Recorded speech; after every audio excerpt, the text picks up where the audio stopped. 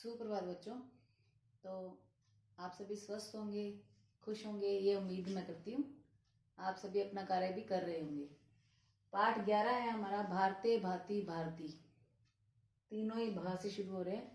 भारते भारत में, यानी कि हमारे भारत में, इंडिया में। भांति सुशोभित होती है। भारती, ये भारती किसी का नाम नहीं है, ये भारती का अर्थ है संस्कृत भाषा, कि भारत में संस्कृत भाषा सुशोभित होती है। भारत में संस्कृत भाषा जो है वो सुशोभित होती है, परंतु आप सभी जो है वो इससे डरते हैं। आप सभी को डर लगता है कि संस्कृत में समझ नहीं आ रही है।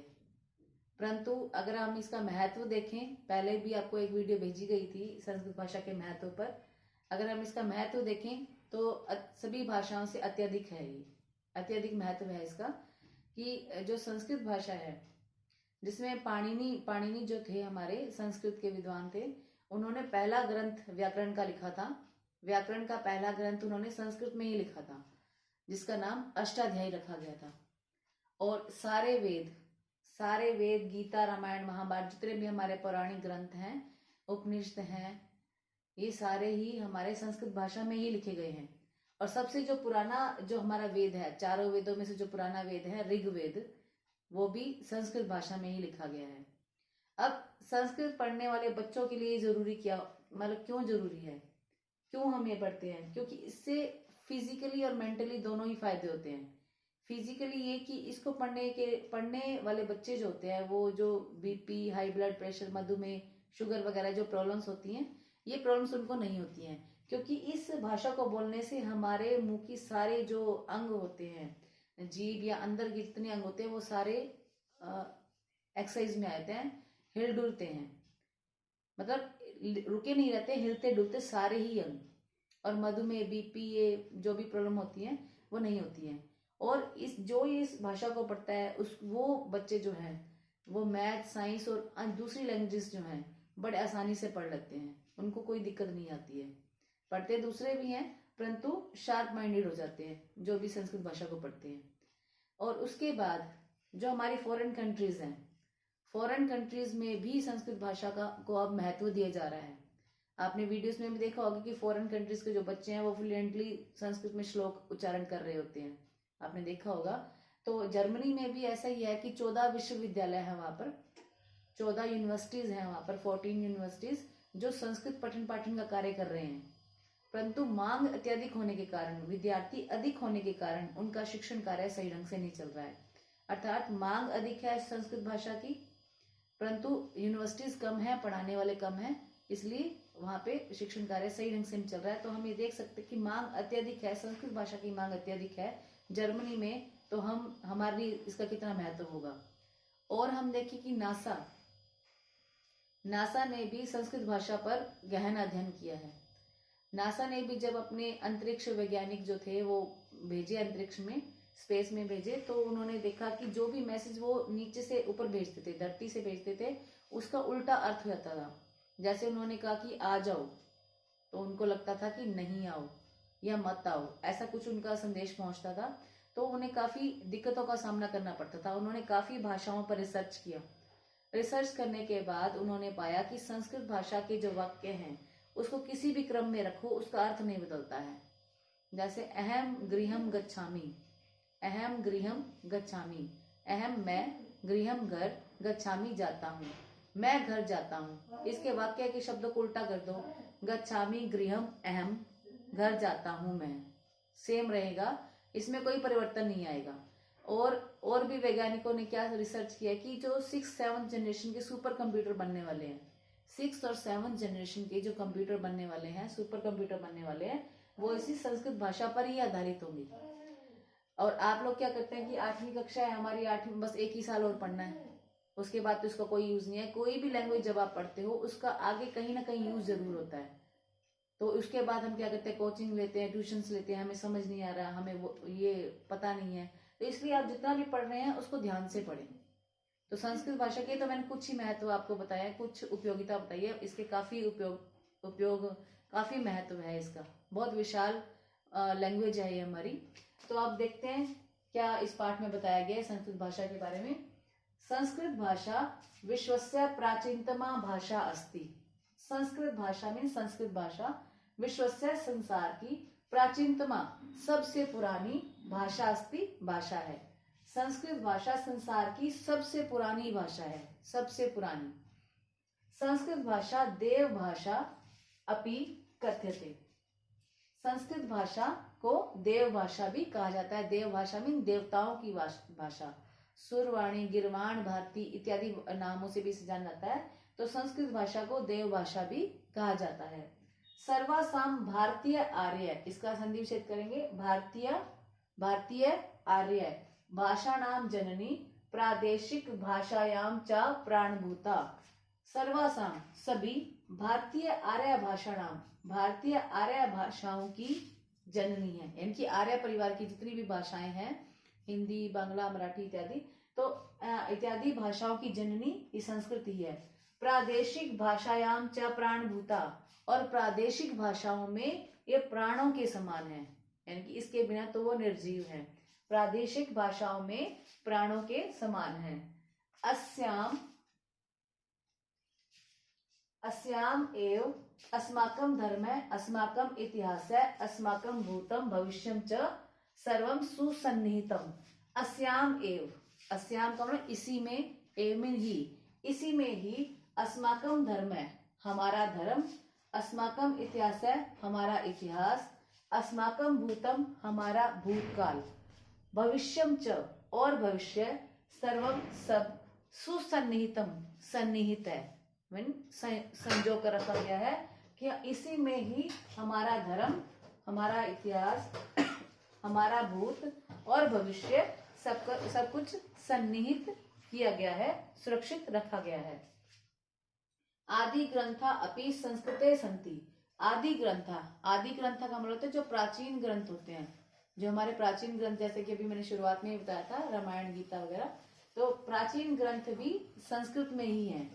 पूरा इयम लोक व्यवहारस्य भाषा अस्ति। पूरा पहले, इयम यह, लोक व्यवहारस्य लोक व्यवहार की, भाषा अस्ति भाषा है, भाषा थी। पहले यह लोक व्यवहार की भाषा भी थी।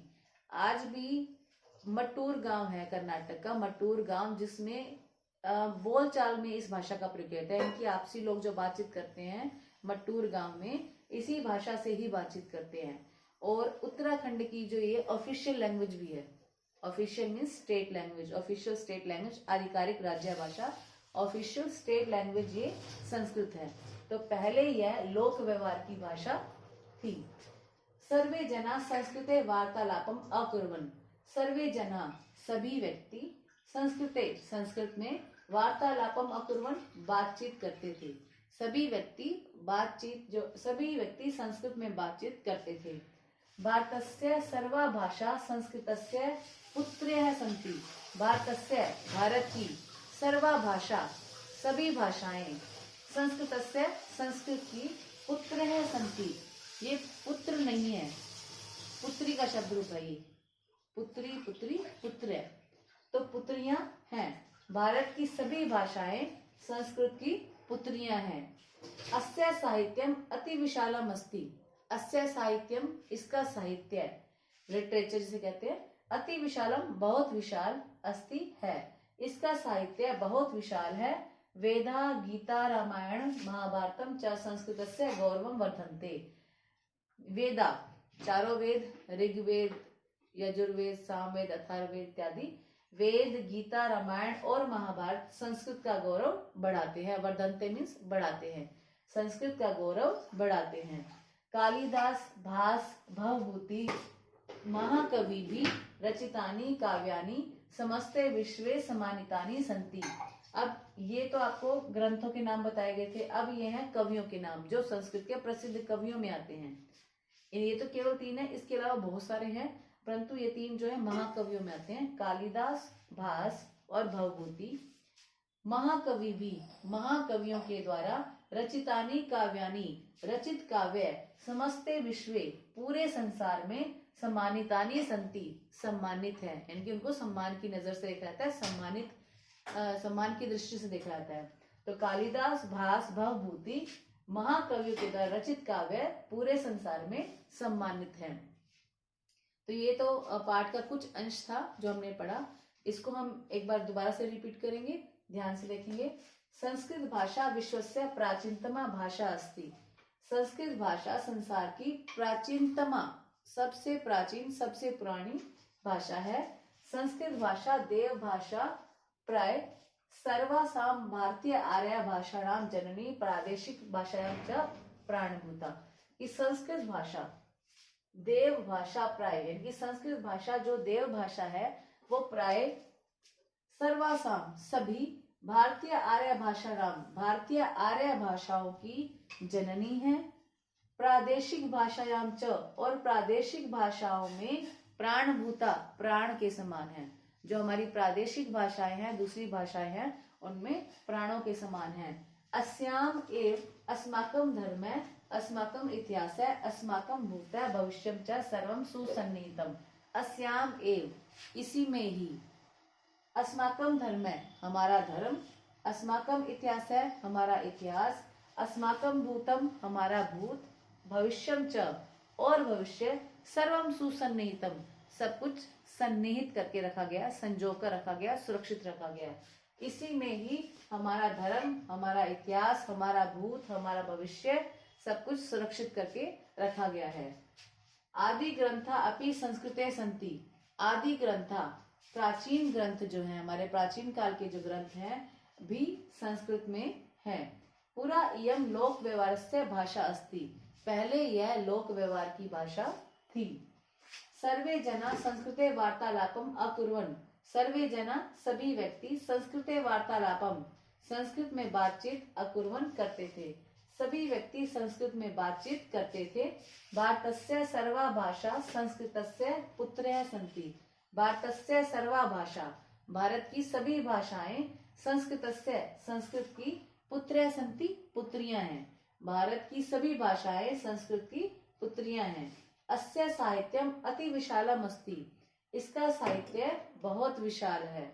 वेदा गीता रामायणम महाभारतम च संस्कृतस्य गौरवं वर्धन्ते। वेद, गीता, रामायण और महाभारत संस्कृत का गौरव बढ़ाते हैं। कालिदास भास भवभूति महाकवि भी रचितानि महाकाव्यानि समस्ते विश्वे सम्मानितानि सन्ति। कालिदास, भास, भवभूति, महाकवियों के द्वारा रचित काव्य पूरे संसार में सम्मानित है, सम्मान की दृष्टि से देखे जाते हैं। तो आशा करती हूँ कि आपको ये समझ में आ गया होगा। आप सभी इसे ध्यान से समझेंगे और संस्कृत भाषा को पढ़ने की और समझने की कोशिश करेंगे। मुश्किल है ऐसा देखकर हम इसे छोड़ेंगे नहीं, और एक ही साल है ऐसा देखकर भी नहीं। तो आप इसे ध्यान से समझेंगे और इसके वीडियो को ध्यान से सुने, समझें और उत्तर पुस्तिका में अपना हिंदी अनुवाद करें और मुझे भेजें यथाशीघ्र। धन्यवाद।